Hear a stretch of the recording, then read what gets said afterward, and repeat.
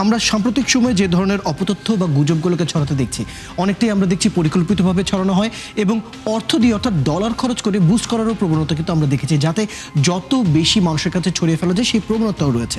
জানতে চাই এই ধরনের কার্যক্রম যখন আমরা পরিকল্পিতভাবে হতে দেখি এর বিরুদ্ধে আমাদের নানা ধরনের কার্যক্রম নেওয়ার আসলে প্রয়োজন রয়েছে, ধরুন আইনি প্রক্রিয়া থেকে শুরু করে নানা ধরনের কার্যক্রম।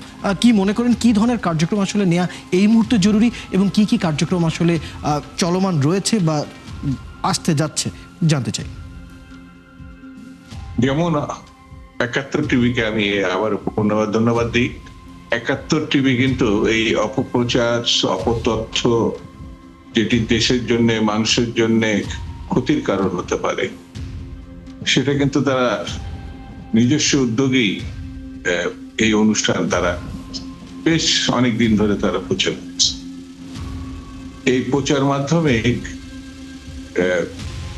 জিনিসটি সরকারকে এবং যারা সুস্থ সংস্কৃতিতে বিশ্বাস করে তাদেরকে গুরুত্ব দিতে হবে।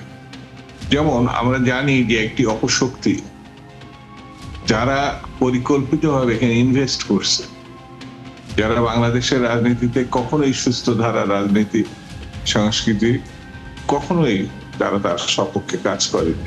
এমনকি মুক্তিযুদ্ধের সময় এইসব মুখগুলো এইসব গোষ্ঠী বা মানুষগুলোকে আমরা চিনি বা দেখেছি, তারা ধর্মকে ব্যবহার করে, তারা তাদের সুবিধা মতো মানে নিজের মতকে, যেটা অসুস্থ মতই বলবো আমি, প্রতিষ্ঠা করার জন্য লক্ষ লক্ষ না কোটি কোটি টাকা এখানে তারা তাদের মুখোশ হিসাবে বিভিন্ন গোষ্ঠীকে তারা ব্যবহার করে, নিজেরাও তাদের সমর্থক গোষ্ঠীকে তারা এইভাবে ব্যবহার করে।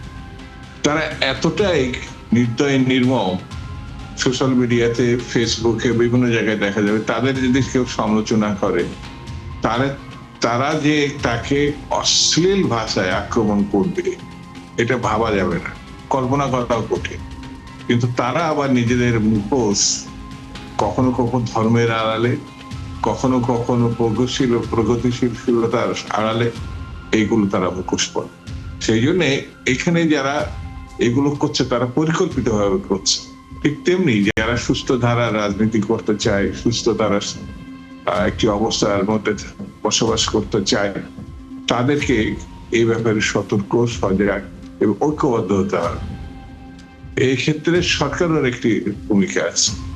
সরকারকেও এই বিষয়গুলো যদি সঠিকভাবে, যেমন জনাব তারেক রহমানের সম্পর্কে, যেমন সালাউদ্দিন সম্পর্কে, যেমন বিএনপি সম্পর্কে এমন এমন এআই দিয়ে ছবি বা বিভিন্ন কিছু তারা সংবাদ প্রচার করছে যার সঙ্গে বাস্তবতার তো কোনো মিলই নাই, কোনো সত্যতার লেশ মাত্র নাই, কিন্তু তারা এটা প্রচার করছে এবং এদেরকে কিন্তু মানুষ চিনে এবং এদেরকে সরকারও চেনে। কিন্তু কিছু মানুষ তো জানে যে এইসব বিষয়গুলো এতটা তারা গভীরে যেতে চায় না বা জানে না, তারা বিভ্রান্ত হয়, দেশের মানুষ বিভ্রান্ত। এমনকি আমাকে অনেকে জিজ্ঞাসা করেছে, এই নিউজ দেখলাম এটা কেমন?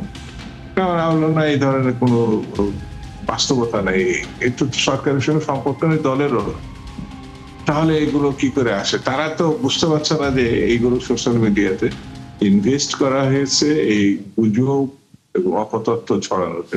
চমৎকার বলছি আমরা যখন বলছি এই ধরনের সাধারণ মানুষ যখন এই ধরনের অপতথ্যগুলো দেখে যখন কনফিউজড হচ্ছে, আপনি কি মনে করেন এখন সময় এসেছে সাধারণ মানুষকে এইসব বিষয়ে সচেতন করার, যাতে তারা আসল খবর এবং গুজবগুলোকে আলাদা করতে পারে? অবশ্যই এটাকে গুরুত্ব সহকারে নিয়ে এটাকে সাধারণ মানুষ, এমনকি আমার কাছে মনে হয় যে এটা একেবারে প্রাথমিক পর্যায় থেকে শিক্ষার একটা অংশ হিসাবে এটা এতটাই গুরুত্বপূর্ণ। এই অপতথ্য যদি বিভ্রান্ত হয়ে মানুষ অনেক ক্ষতির কারণ হয়ে যাবে।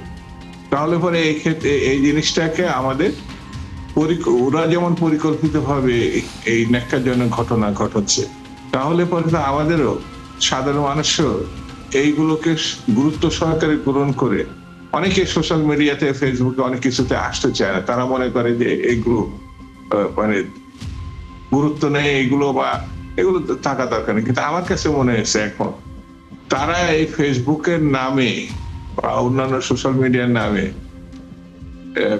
বিভিন্ন জায়গায় যে তথ্য প্রচার করছে, যিনি আমাদের দেশের যুব শ্রেণীকে রক্ষা করতে হয় এবং আমাদের দেশকে অপতৎপর থেকে বাঁচাতে হয়, তাহলে অবশ্যই সেই ক্ষেত্রে এটাকে আমাদের গুরুত্ব সচেতনতাও আরো বাড়াতে হবে।